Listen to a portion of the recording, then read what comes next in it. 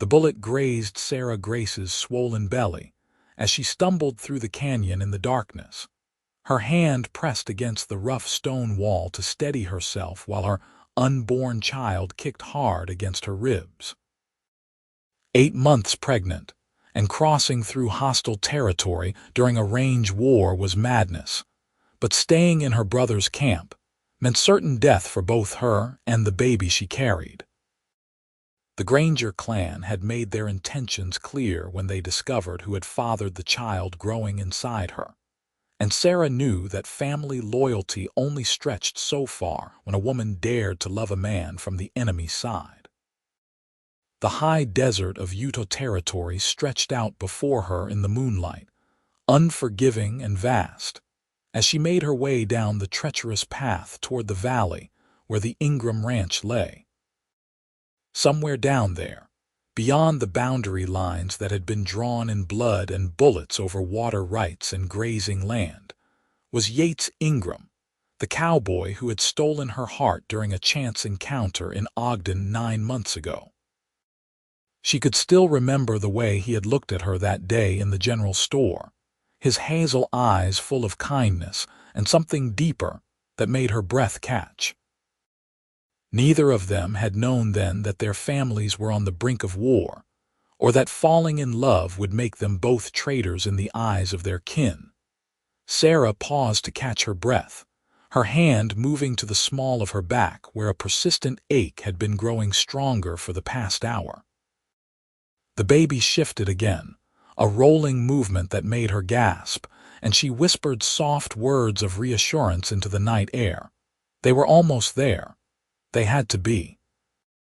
She had studied the maps her brother kept in his office, memorizing the route during the long weeks when she had been planning this escape.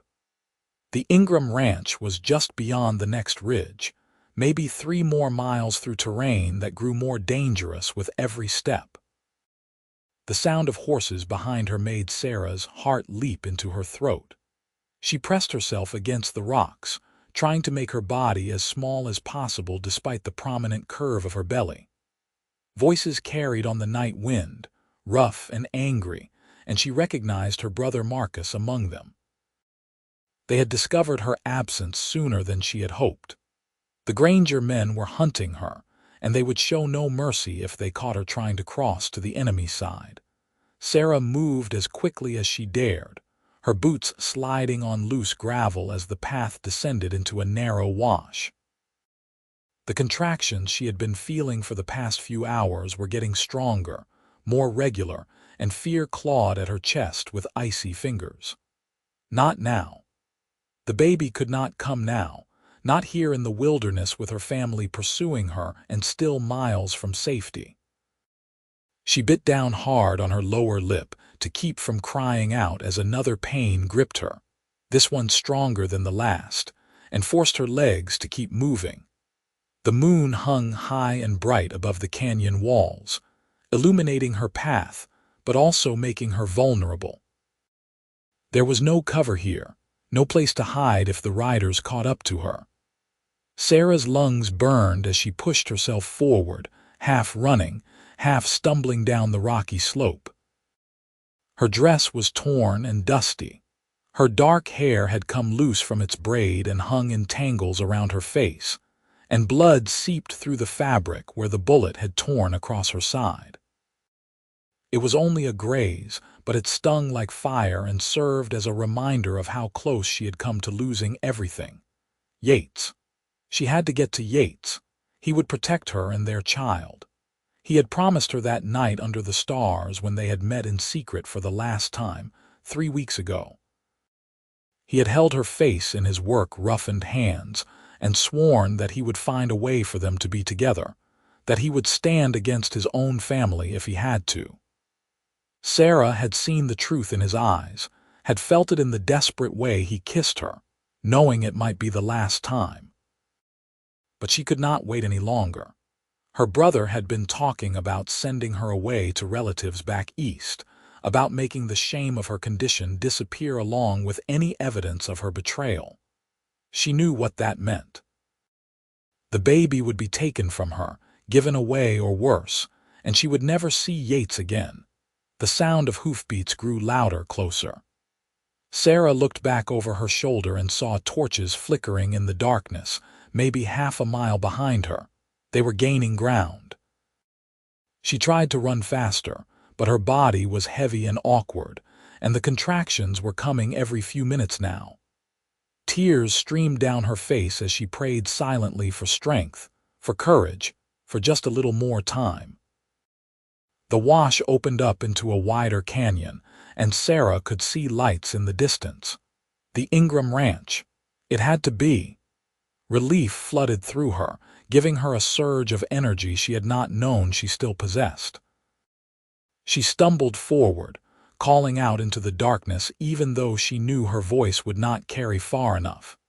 The baby kicked hard, as if sensing that safety was near, and Sarah pressed her hand against her belly in response.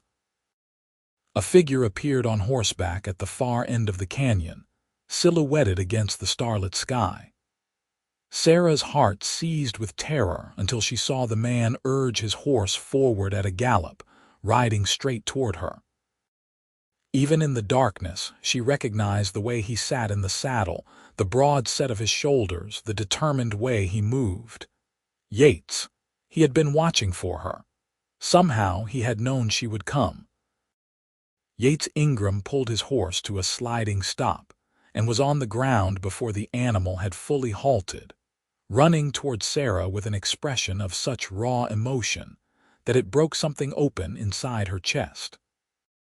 He caught her as her knees buckled, his strong arms wrapping around her and holding her upright even as he took in her disheveled appearance, the blood on her dress, the exhausted pallor of her face.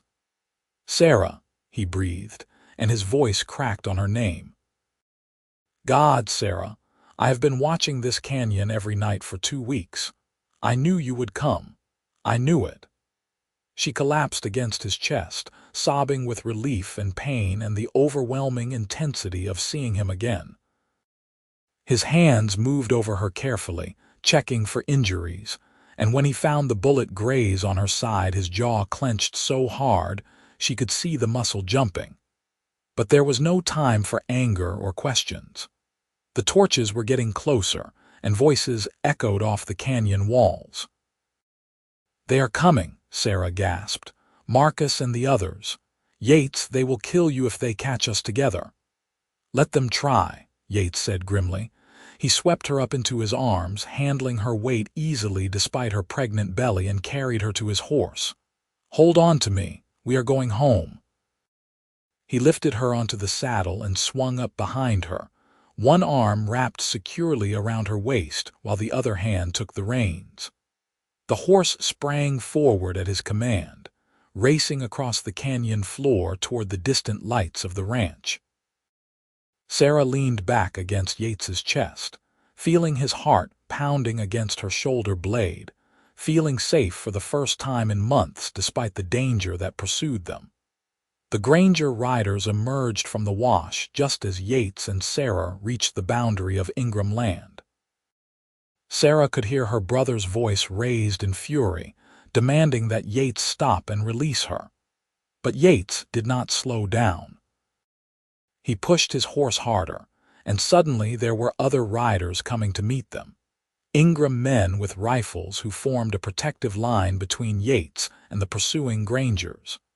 The two groups faced each other across an invisible line drawn by years of conflict and fresh hatred.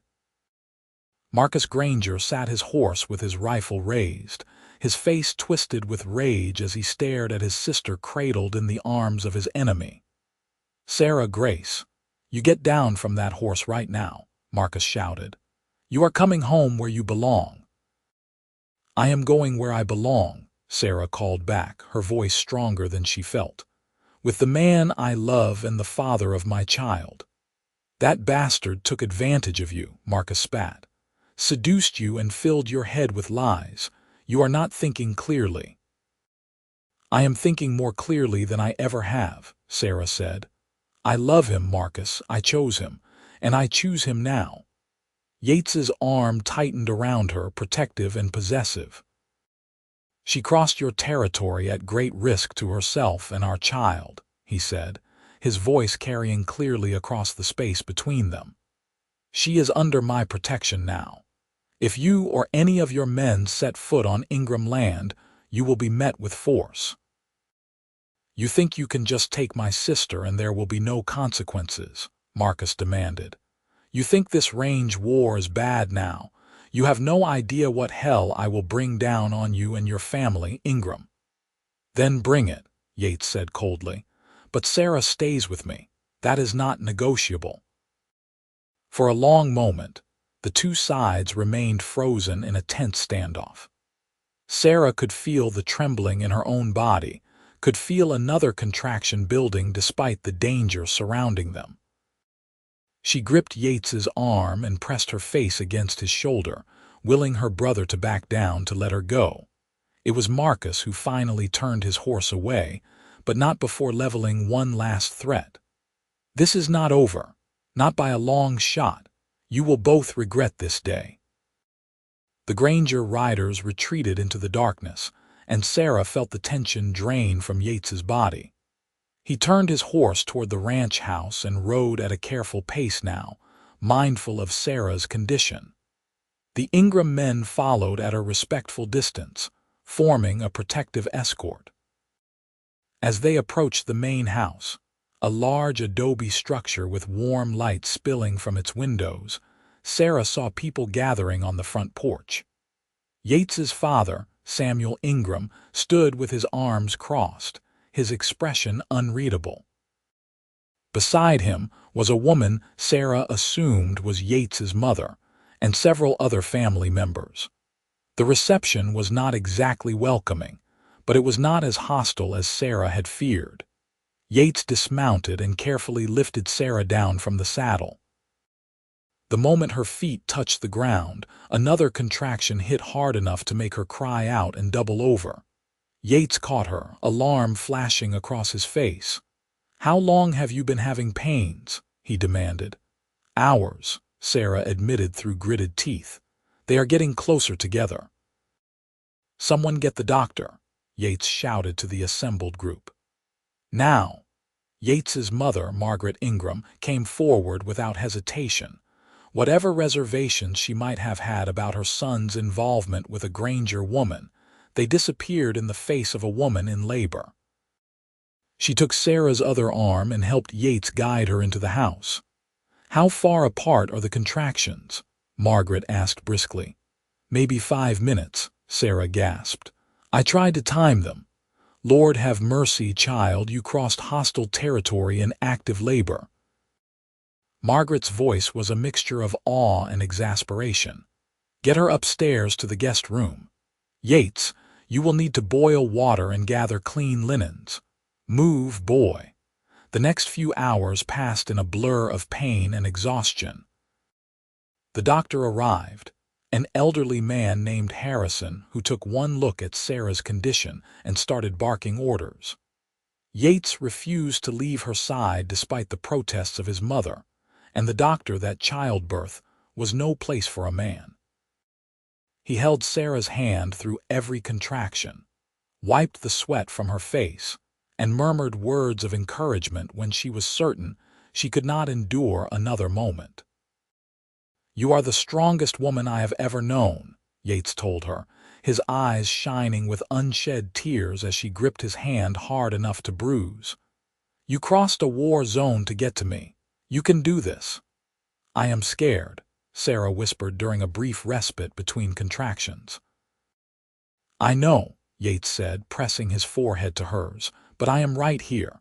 I am not going anywhere. I love you, Sarah Grace. I have loved you from the moment I first saw you." "I love you too," Sarah breathed, and then another wave of pain stole her words.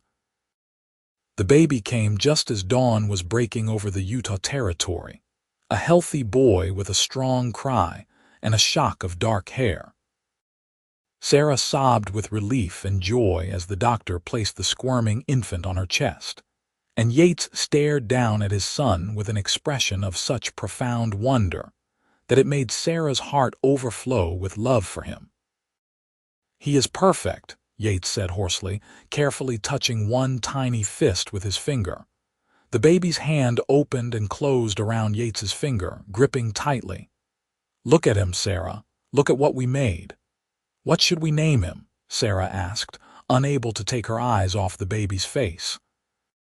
"Whatever you want," Yates said. "Though I was thinking, if you agreed, we might call him Samuel James, after my father and yours."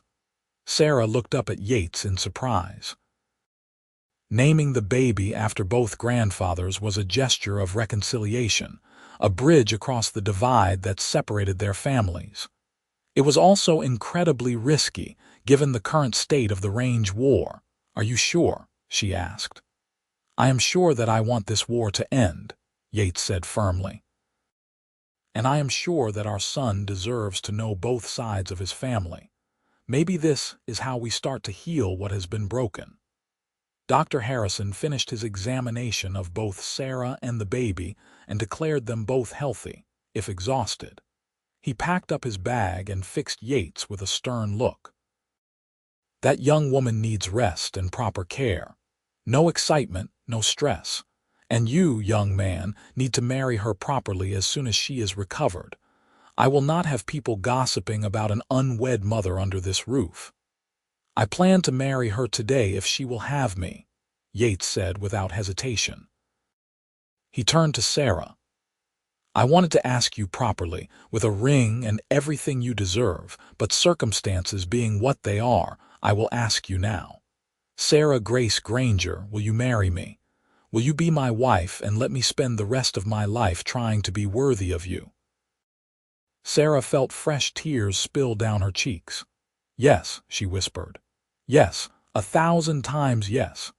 Yates leaned down and kissed her gently, carefully, as if she were made of spun glass. When he pulled back, there were tears on his own cheeks. Margaret Ingram had been watching from the doorway, and now she came forward with a soft smile. "Welcome to the family, Sarah," she said quietly. "I can see how much my son loves you, and anyone brave enough to cross enemy lines 8 months pregnant to be with the man she loves is someone I want in this family. Rest now. We will make arrangements for a proper wedding as soon as you are strong enough." Over the next few days, Sarah recovered her strength while getting to know the Ingram family. Samuel Ingram remained somewhat distant at first, clearly troubled by the implications of his son's marriage to a Granger, but even he softened when he held his grandson for the first time. The baby, little Samuel James, seemed to have a magical effect on everyone around him, melting tensions and creating moments of joy amidst the ongoing conflict. Yates barely left Sarah's side during her recovery. He brought her meals, helped care for the baby during the night, and spent long hours just sitting beside her bed talking about their future. They made plans for a small house they would build on a piece of land at the edge of the ranch, far enough from the main house to give them privacy, but close enough for family support. They talked about the kind of life they wanted for their son, one free from the bitter feuds that had defined their own childhoods. On the 5th day after Samuel James's birth, a simple wedding ceremony was held in the Ingram family parlor. Sarah wore a borrowed dress of soft blue calico that Margaret had altered to fit her, and Yates wore his best suit with a string tie. The local minister performed the ceremony with just the Ingram family present, and when Yates kissed his bride, there was not a dry eye in the room.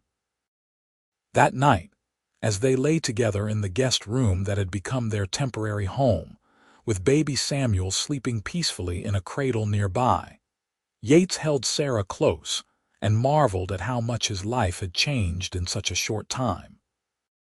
"I still cannot believe you are really here," he murmured into her hair. "I was so afraid for you, Sarah. Every night I rode out to that canyon, I was terrified I would find you hurt or worse. And when I finally saw you, when I realized you had actually made it through, that you had been shot at and were in labor and still kept going because you trusted me to be there, I have never felt anything like what I felt in that moment. Pride and terror and love all mixed together. Sarah turned in his arms so she could look at his face. "I knew you would be there," she said simply. "I have never doubted you, not once. Even when my family was telling me you had used me, that you would abandon me once the baby came, I knew the truth. I know your heart, Yates Ingram." "And you have it completely," Yates said, kissing her forehead. "You and Samuel James. You are my whole world now." The peaceful interlude did not last long. 2 weeks after the wedding, word reached the Ingram ranch that the Grangers had been making threats, spreading rumors that Yates had kidnapped Sarah and was holding her against her will. The tension between the two families, already at a breaking point over water rights and boundary disputes, was rapidly escalating toward outright violence. Samuel Ingram called a family meeting in the main house to discuss how to handle the situation. Sarah sat beside Yates, holding baby Samuel, while the various Ingram men debated strategies and options. Some argued for a show of force, others for seeking mediation through the territorial authorities. Finally, Sarah stood up, handing the baby to Yates. "I need to go talk to my brother," she said firmly. The room fell silent. Yates was on his feet immediately. "Absolutely not. You are not going anywhere near Granger land. It is too dangerous." "Marcus needs to hear from me directly that I am here by choice," Sarah insisted. "He needs to see that I am happy and safe. Maybe if he understands that, we can find a way to end this before people get killed. And maybe he will take you prisoner or worse," Yates countered, his voice rising with fear and frustration. "Sarah, please, I just got you. I cannot lose you now." "You will not lose me," Sarah said, taking his face in her hands. "But this war has to stop. Our son deserves to grow up in a world where his two families are not trying to destroy each other. Let me try to talk to Marcus. Let me try to make him understand." The argument went back and forth for an hour, but Sarah was immovable. Finally, a compromise was reached. Sarah would meet with Marcus on neutral ground in Ogden itself, with witnesses present. Yates would be there, as would Samuel Ingram and several other Ingram men. If Marcus agreed to meet under those terms, they would attempt to negotiate some kind of peace. Getting word to Marcus and arranging the meeting took several tense days. Sarah spent the time bonding with her new son and settling into her role as Yates's wife. The Ingram family, seeing how happy Yates was and how devoted Sarah was to both him and the baby, gradually welcomed her fully into the fold. Margaret Ingram became a particular ally, teaching Sarah the ins and outs of ranch life and offering advice on motherhood. The meeting was set for a Saturday afternoon at the Ogden Courthouse, a public building that offered neutral territory. Sarah dressed carefully that morning, choosing a simple but respectable dress and pinning her hair up neatly. She wanted Marcus to see that she was thriving, that her choice had been the right one. Yates was a bundle of nerves as they prepared to leave for town. He checked his pistol 3 times, made Sarah promise she would stay close to him at all times, and gave strict instructions to the men who would be accompanying them. Sarah nursed baby Samuel before they left and entrusted him to Margaret's care, though leaving her son for even a few hours made her heart ache. The ride to Ogden took about 2 hours. The town was bustling with activity when they arrived, cowboys and miners and merchants going about their business. The courthouse sat at the center of town, an imposing 2-story brick building that represented law and order in an often lawless land. Marcus was already there, waiting on the courthouse steps with several of his own men. He looked thinner than Sarah remembered, his face drawn and haggard. When he saw Sarah arrive with Yates, his expression hardened, but he made no move to leave or to cause trouble. The two groups faced each other warily. Sarah stepped forward, Yates staying close by her side. "Thank you for coming," she said to her brother. "I needed to see with my own eyes that you are all right," Marcus said roughly. "The things people have been saying, about you being held against your will, about Ingram forcing you to marry him, I needed to know the truth." "The truth is that I love him," Sarah said steadily. "I have loved him from the beginning, Marcus. This was always my choice. No one forced me to do anything." "He is an Ingram," Marcus spat the name like a curse. "Our enemy. How could you betray your family like this?" "I did not betray anyone," Sarah said, her voice growing stronger. "I fell in love with a good man who treats me with kindness and respect. A man who held my hand through childbirth and who looks at our son like he hung the moon. The feud between our families is about land and water and pride, Marcus. It is not about love. It is not about building a life." "Father would be ashamed of you," Marcus said, and his words cut deep. Sarah flinched but did not back down. "Father would be ashamed of what this feud has become," she countered. "He would be ashamed that his own daughter felt she had to run for her life in the middle of the night because she was afraid her own brother would harm her child. Is that really who we have become?" Marcus looked away, his jaw working. "You do not understand what is at stake here." "Then help me understand," Sarah pleaded. "Talk to me, Marcus, not as enemies but as family. We used to be close. Remember, before all of this got so out of hand. We used to go fishing together down by the creek, and you taught me how to ride. You were the one who dried my tears when Mother died." "Where did that brother go?" Something shifted in Marcus's expression, a crack in his armor of anger.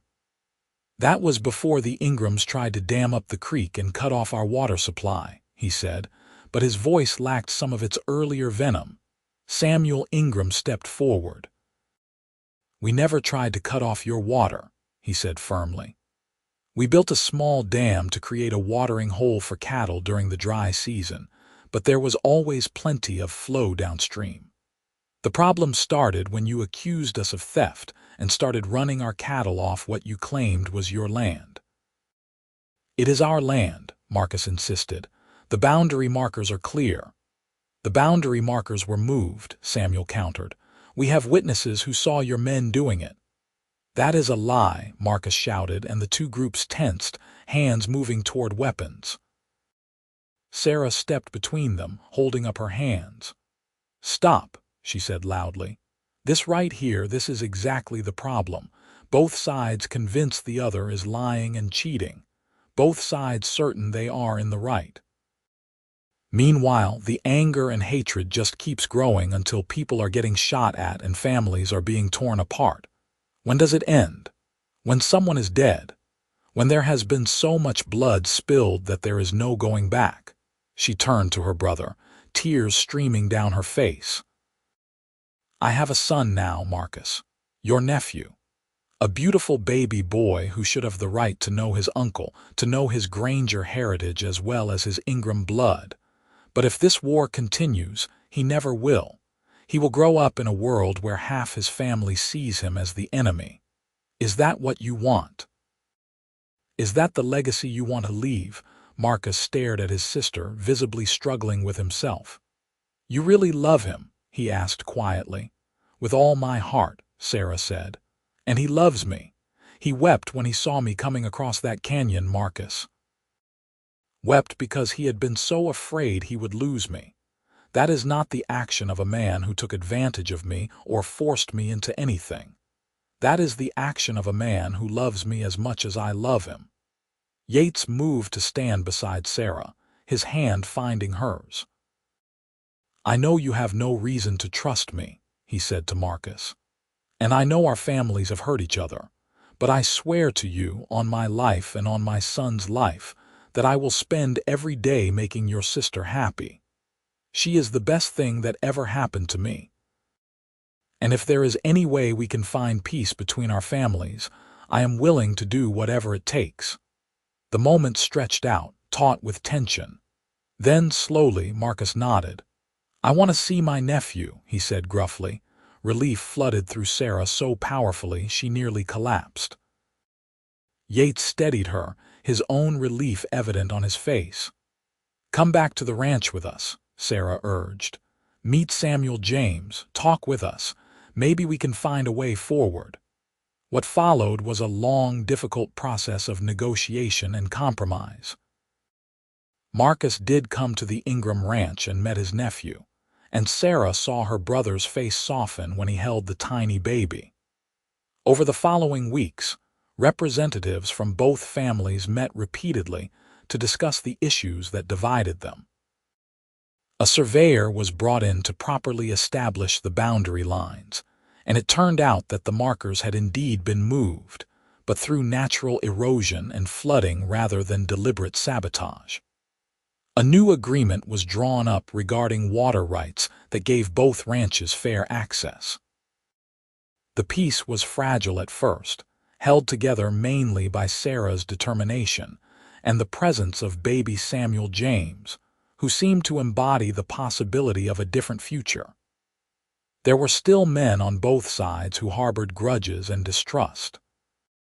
But gradually, as weeks turned into months, the violence subsided. Cattle were no longer being run off. Shots were no longer being fired across boundary lines. Sarah and Yates settled into their new life together with growing confidence.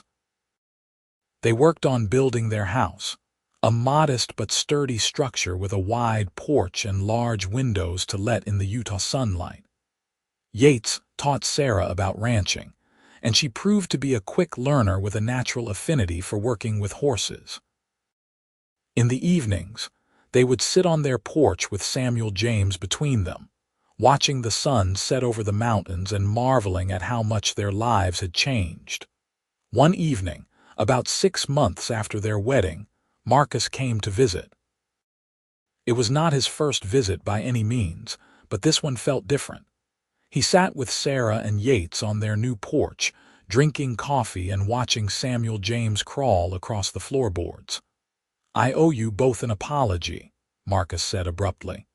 "I have been doing a lot of thinking these past months about what drives men to violence, about how easy it is to see the worst in people when you are expecting to find it.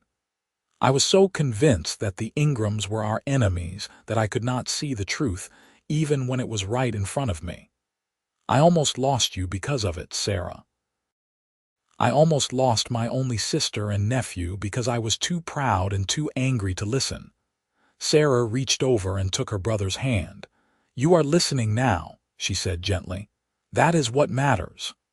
"The boy deserves to know both his families," Marcus continued.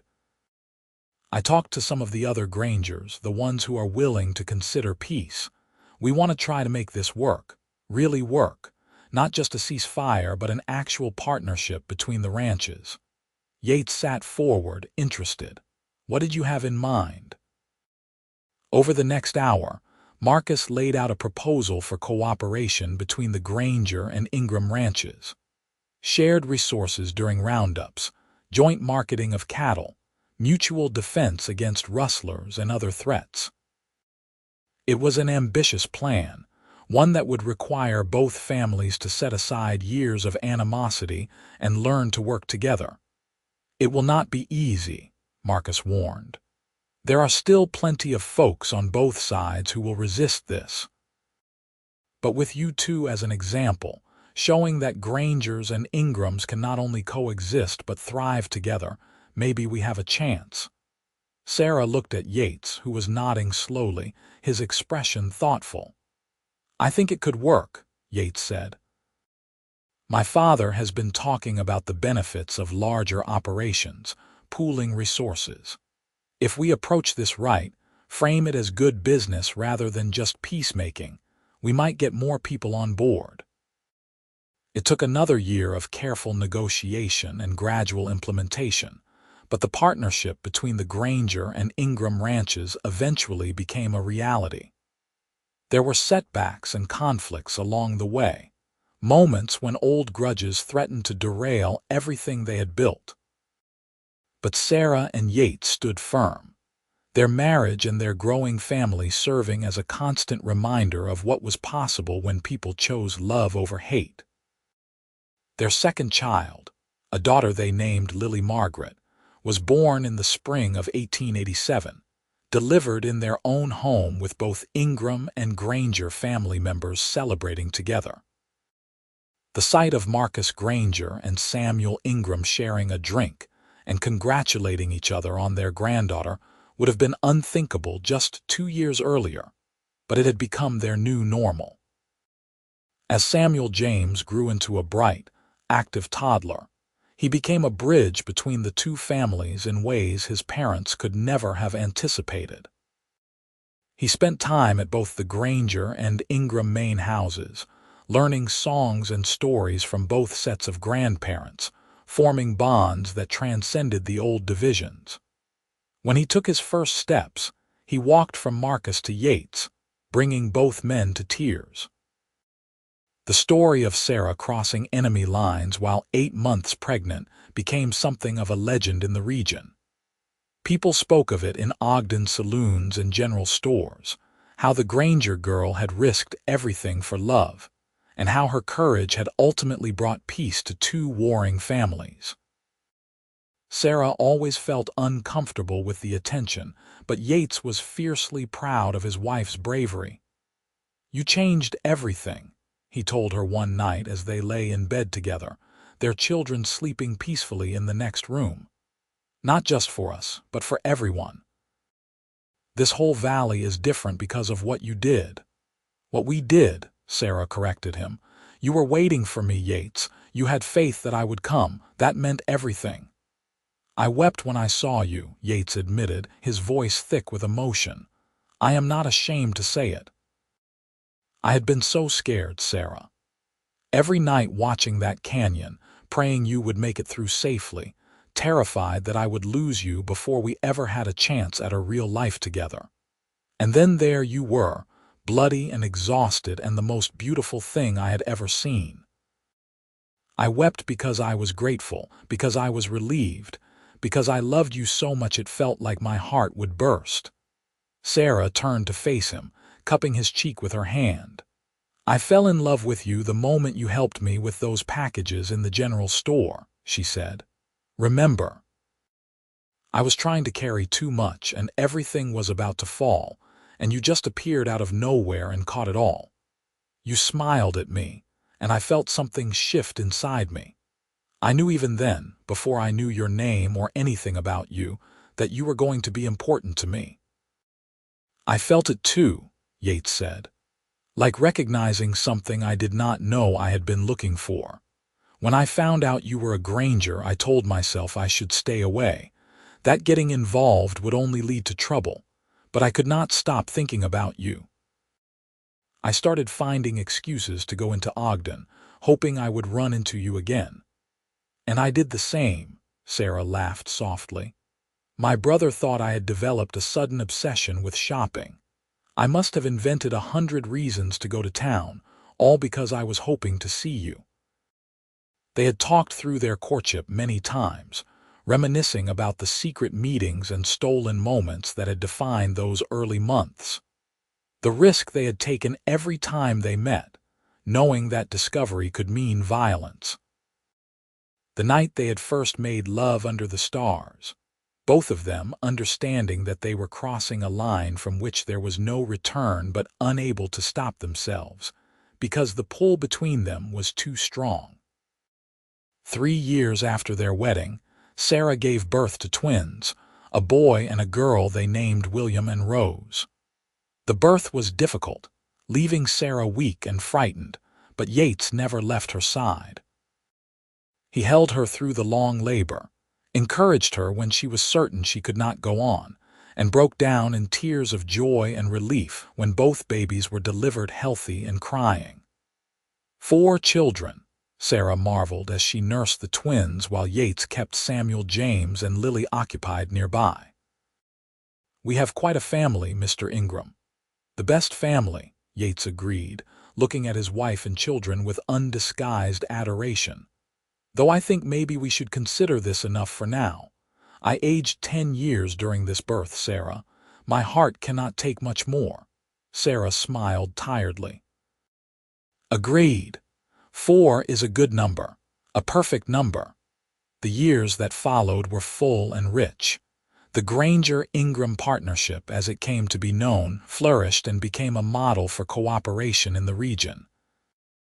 Other feuding families and competing ranches looked to them as an example of what could be achieved through negotiation and compromise. Sarah took on a role as a mediator of sorts, helping to resolve disputes before they escalated into violence. Her reputation as the woman who had crossed enemy lines for love gave her a unique authority, and people listened when she spoke about the cost of conflict. Yates expanded their ranch, buying additional land and building up their cattle operation. He proved to have a shrewd head for business, and under his management, their small piece of property grew into a thriving enterprise. But he never forgot what mattered most. Every evening, no matter how busy the day had been, Yates made time to be with his family. He taught his children to ride, read them stories, and showed them through his actions what it meant to be a good husband and father. Samuel James grew up strong and thoughtful, displaying leadership qualities even as a young child. Lily was artistic and sensitive, always drawing pictures and making up songs. William was adventurous and bold, constantly getting into minor mischief, while Rose was quiet and observant, seeming to understand far more than her years should allow.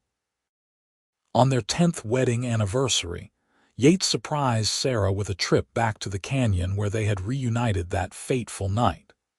They rode out together at sunset, leaving the children in the care of the grandparents, and made their way to the exact spot where Yates had caught Sarah in his arms. "I wanted to come back here," Yates said as they stood looking out over the valley that stretched below them. "To remember what we went through to get here, to honor the courage it took for you to make that crossing." Sarah leaned against him, his arm coming around her shoulders automatically.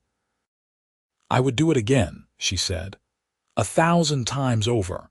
Every hard moment, every terrifying step, it was worth it for this life we have built." "I think about that night all the time," Yates admitted. "I think about how easily we could have lost everything.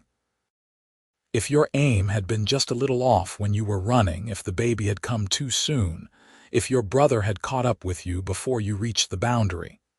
There were so many ways it could have gone wrong. Sometimes the weight of that, of how close we came to disaster, takes my breath away."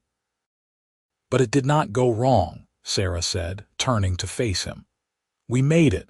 We found each other, and we built something beautiful not just for ourselves but for our families and our community. That canyon crossing was just the beginning, Yates. Look at everything that has come from it." They made love there under the stars, in the same desert landscape, where they had first whispered promises to each other years before. It was tender and passionate, and filled with the deep contentment that comes from truly knowing another person, from having weathered storms together and emerged stronger. As they lay wrapped in blankets afterward, watching the stars wheel overhead, Yates said quietly, "I need you to know something, Sarah. These past 10 years have been the happiest of my life. You gave me purpose and love and a family I never dared to dream I could have. When I think about that cowboy waiting in the canyon all those nights, hoping desperately that the woman he loved would find her way to him, I am grateful that his faith was rewarded. I am grateful every single day that you chose me." "You were always the only choice," Sarah said simply. "From that first moment in the general store, my heart knew you before my mind could catch up, and every day since has only confirmed that my heart was right." They rode back to the ranch as the moon rose, content and connected in the way that only couples who have truly merged their lives can be. When they arrived home, they found all 4 children still awake despite the late hour, demanding to hear the story of how Mama had crossed the canyon to be with Papa. It was a story they never tired of hearing, and Sarah and Yates never tired of telling it. Samuel James, now 10 years old, always asked the same question at the end. "Were you scared, Mama, when you were running and they were chasing you?" "I was terrified," Sarah always answered honestly. "But I was more scared of losing your father and losing the chance to have this family than I was of anything else. Sometimes love gives you courage you did not know you had." "And Papa, you really cried when you saw Mama?" Lily would ask, her romantic heart captured by that detail. "I wept," Yates confirmed, unashamed, "because the woman I loved had just done the bravest thing I had ever seen, because I was overwhelmed with gratitude and relief and love. Tears are not a sign of weakness, sweetheart. Sometimes they are the only way to express emotions too big for words."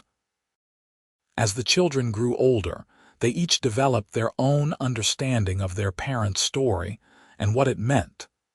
Samuel James became a peacemaker like his mother, always looking for ways to bring people together. Lily channeled her romantic nature into writing, eventually becoming known for her poetry about love and courage.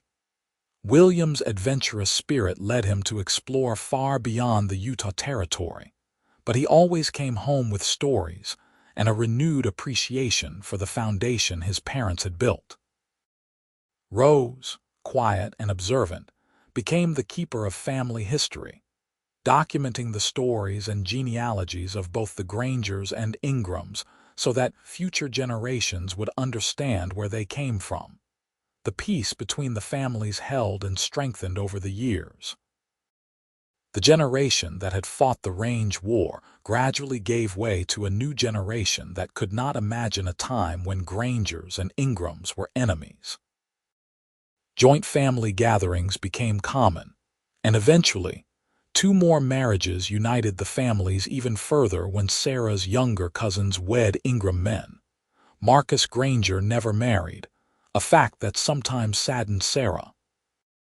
When she asked him about it, he simply shrugged and said, "I have my ranch and my family. That is enough for me. Besides, someone needs to be the favorite uncle to all these children you and your siblings keep producing." And he was a favorite uncle, particularly to Sarah's children, who adored his gruff humor and the way he could always be counted on for an adventure. As Marcus aged, he spent more and more time at Sarah and Yates's ranch, becoming a fixture in their household. The relationship between Marcus and Yates evolved into genuine friendship, built on mutual respect and shared love for Sarah and her children. On Sarah's 40th birthday, the combined Granger and Ingram families threw a massive celebration at the original Ingram Ranch house. Over 100 people attended, representing 3 generations and the expanding web of connections that had grown from Sarah and Yates's original union. There was music and dancing and more food than could possibly be eaten. As Sarah stood watching her children dance with their cousins and her husband laugh with her brother, she felt a profound sense of accomplishment. They had taken something broken and made it whole. They had chosen love over hate, hope over despair, and in doing so, they had changed the trajectory of countless lives.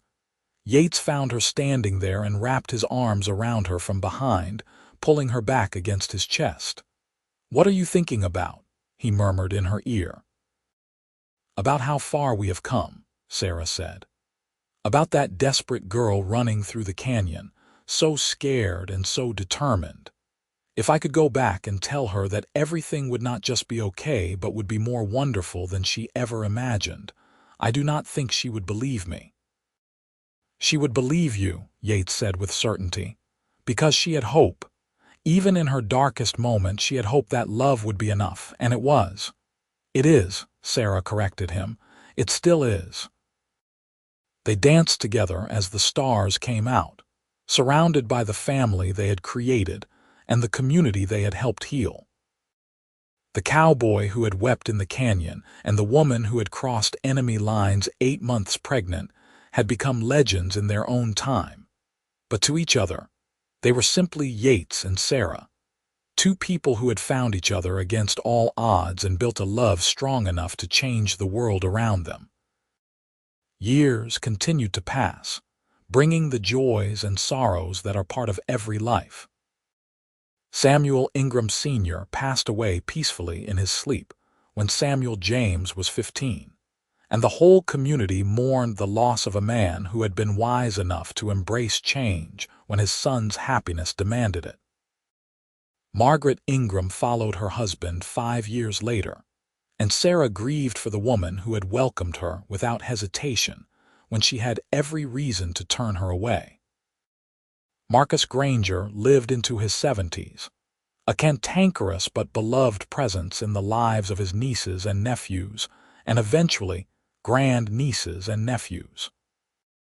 He died sitting in a chair on Sarah and Yates's porch, watching the sunset over the mountains he had spent his life defending and learning to share.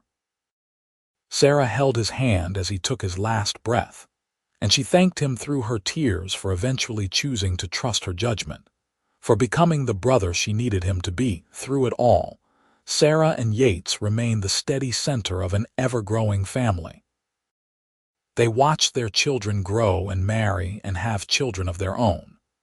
Samuel James took over management of the ranch and proved to be even more innovative than his father. Lily married a newspaper editor and moved to Salt Lake City, but visited frequently with her growing family. William eventually settled in Colorado, but maintained close ties with the family ranch. Rose married late but happily, to a schoolteacher who shared her love of history and learning. On their 40th wedding anniversary, Sarah and Yates made another trip to the canyon, a tradition they had maintained every decade. They were older now, their hair streaked with gray, their bodies bearing the marks of a life fully lived. But the love between them was as strong as ever, deepened by decades of partnership and shared experience. 40 years, Sarah marveled as they stood in the exact spot where they had reunited. Sometimes it feels like yesterday, and sometimes it feels like we have been together forever. Both are true, Yates said, his arm around her waist. Every day with you feels new, and yet I cannot remember a time when you were not the center of my world. Do you have any regrets? Sarah asked, a question she had never dared voice before. Yates turned to look at her, his hazel eyes still as clear and honest as they had been when he was a young cowboy in a general store. Not a single one, he said firmly. I have lived a blessed life, Sarah. I got to marry the woman I love. I got to raise 4 remarkable children. I got to see enemies become family and watch hatred transform into cooperation. I got to wake up every morning for 40 years next to the most courageous, beautiful, intelligent woman I have ever known. How could I possibly have any regrets? Sarah felt tears slip down her cheeks. I was so scared that night, she admitted. Not just of being caught or of the pain or even of dying. I was scared that I had built you up in my mind, that the reality could never match the dream. I was scared that I was risking everything for something that might not last. And now? Yates asked gently. Now I know that I did not dream big enough, Sarah said with a watery laugh. The reality of our life together has exceeded anything I could have imagined. You are everything I thought you were and so much more. And our love has not just lasted. It has grown and deepened and become the foundation that everything else is built on. They held each other as the sun set over the Utah Territory, two people who had defied expectations and overcome obstacles to build a life of meaning and love. The canyon where Sarah had run for her life, 8 months pregnant, had become sacred ground, a place that represented both the worst moment of fear and the best moment of hope in their shared history. When they returned to the ranch that night, they found 3 generations of family waiting to celebrate with them. Grandchildren ran to greet them. Great-grandchildren toddled after their parents, and the ranch house that had once represented enemy territory had become the heart of a combined family that stretched across 2 counties. The party went late into the night, full of music and laughter and the kind of easy affection that comes from relationships built on years of trust. Sarah sat in a place of honor with Yates beside her, watching their family celebrate and feeling a contentment so deep it was almost painful. One of their granddaughters, a bright 12-year-old named Sarah Grace after her grandmother, climbed into Sarah's lap despite being almost too big for it. "Tell me the story again, Grandma," she pleaded, "about crossing the canyon." Sarah smiled and began the familiar tale, her voice carrying over the noise of the party. She told it simply, without embellishment, but the truth of it was dramatic enough. She described the fear and the pain and the desperate hope that had driven her forward step by step through the darkness. She described seeing Yates appear like an answer to prayer, his face transformed by emotion. "And Great-Uncle Marcus really wanted to shoot Grandpa?" young Sarah Grace asked, eyes wide. "He was very angry," Sarah confirmed, "but in the end, love was stronger than anger. Your grandpa and I loved each other enough to take the risk. And that love created room for other kinds of love to grow. Love between families that had been enemies. Love between cousins and siblings and friends. Love that spread out like ripples on a pond until it changed everything." "That is what I want," the girl said decisively. "A love like yours and Grandpa's, the kind that is worth crossing canyons for."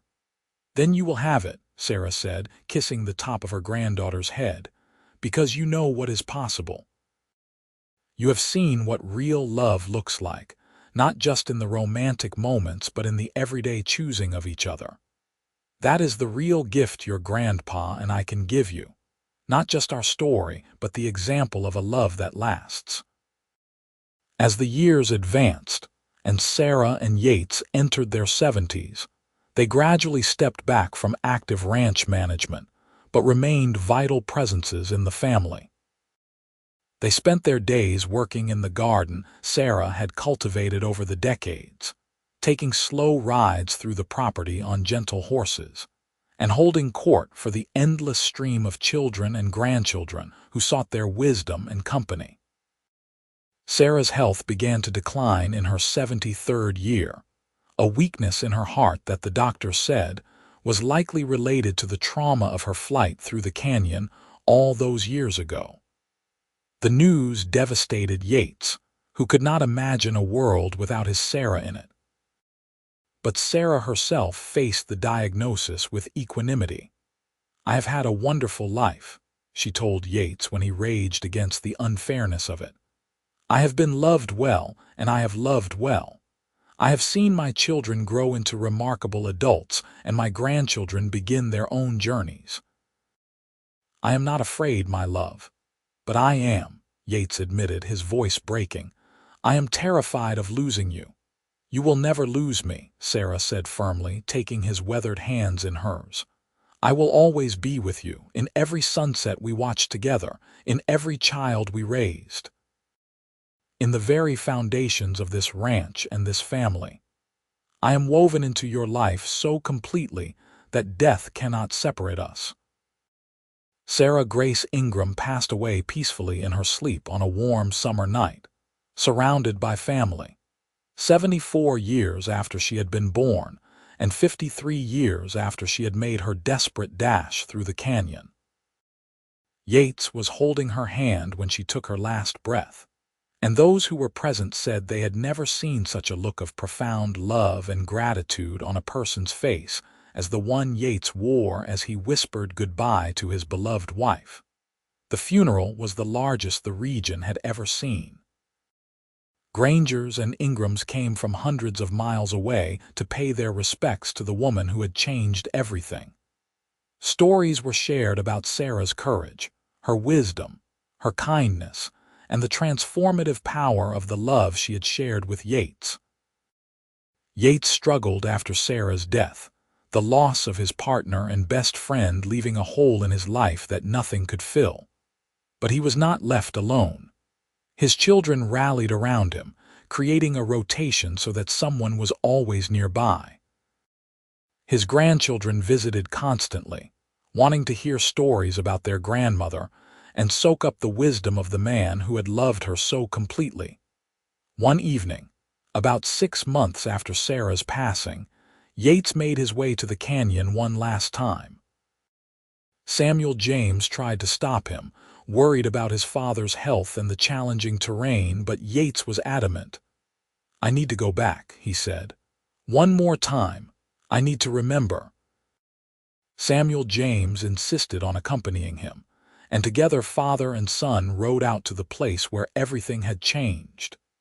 Yates stood in the gathering twilight, looking at the spot where he had first seen Sarah running toward him, and the memories washed over him with painful clarity. "She was the bravest person I ever knew," Yates said quietly. 8 months pregnant, fleeing for her life in pain and terrified, and she never stopped moving forward. She knew I would be here. She had faith in me, in us, in what we could build together. "She loved you very much," Samuel James said. "We all saw it every day of our lives. The way she looked at you, the way she listened when you spoke, the way her whole face lit up when you walked into a room even after 50 years of marriage. You gave her a great life, Papa." "She gave me everything," Yates corrected. "Every good thing in my life came from her courage that night. You and your siblings, the grandchildren, the peace between the families, the success of the ranch. All of it traces back to the moment she decided that our love was worth any risk. I wept when I saw her coming toward me in the darkness. Did I ever tell you that? Many times," Samuel James said gently.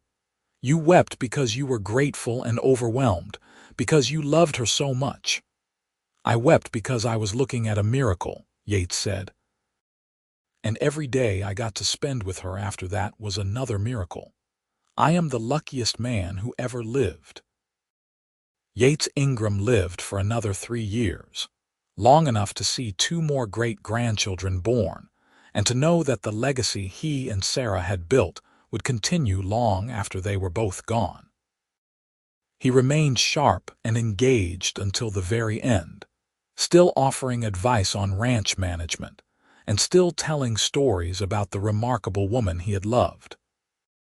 He died on the 56th anniversary of the night Sarah had crossed the canyon to reach him, and when they found him, he had a smile on his face and Sarah's name on his lips.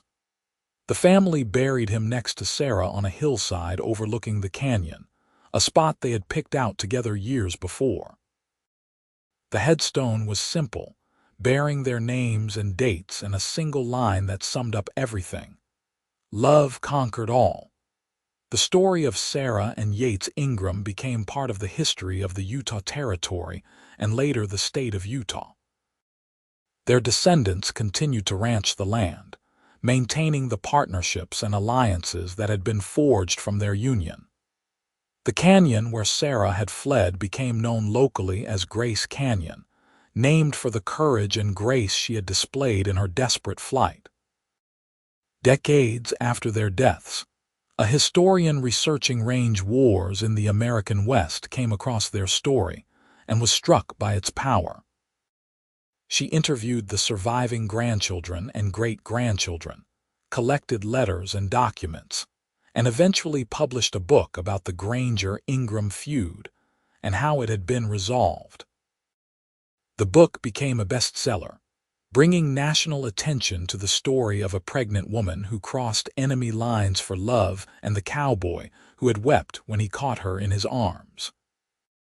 The story resonated because it spoke to something universal: the power of love to overcome division, the courage required to choose hope over fear, and the transformative potential of 2 people committed to building something better than what they had been given.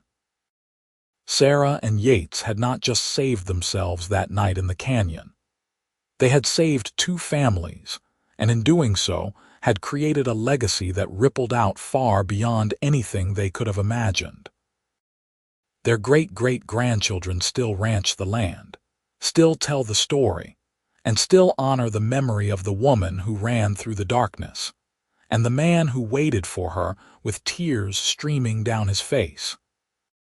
In a world that often feels divided and angry, the story of Sarah Grace Granger Ingram and Yates Ingram stands as a reminder that love, real love, the kind that requires sacrifice and courage and absolute faith in another person, can change everything. The house that Sarah and Yates built still stands, maintained by the family as a testament to what their love created. Inside, on the mantel, sits a small carved wooden sign that Yates made for Sarah on their first anniversary. It bears just 3 words, words that summed up everything they had learned and everything they had built. Love conquers all. And in the end, after all the years and all the challenges and all the joy and sorrow that comes with a life fully lived, those 3 words proved to be true. Love had conquered the hatred between families. Love had conquered the fear that might have kept them apart. Love had conquered every obstacle and built something lasting and beautiful in its place. The legend of the woman who crossed enemy lines 8 months pregnant and the cowboy who wept when he saw her became more than just a story. It became a symbol, a promise, and a hope. It told anyone who heard it that love is worth fighting for, that courage can come from unexpected places, and that 2 people committed to each other can change not just their own lives but the lives of everyone around them. And so the story lives on, passed down through generations, adapted and retold but always maintaining its essential truth. Sarah ran through the darkness toward hope and love, and Yates waited with faith and tears, and together they built something that outlasted them both.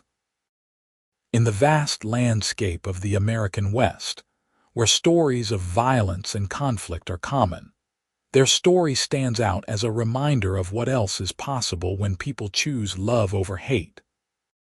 The sun still sets over Grace Canyon, painting the rocks in shades of gold and red, and if you stand in just the right spot, you can almost see them there. A desperate pregnant woman running toward salvation and a cowboy rushing to meet her, his face wet with tears of joy and relief. You can almost hear the promises they whispered to each other, the vows they would spend a lifetime keeping. You can almost feel the power of the love that transformed everything it touched, and that, in the end, is the real legacy of Sarah Grace Granger Ingram and Yates Ingram. Not just what they built, but what they proved was possible. That love, true love, the kind worth crossing canyons and defying families and risking everything for, not only exists but has the power to heal wounds that seem impossible to mend. Their story continues to inspire, to challenge, and to remind everyone who hears it that the greatest courage is often found in the choice to love completely, without reservation, no matter the cost.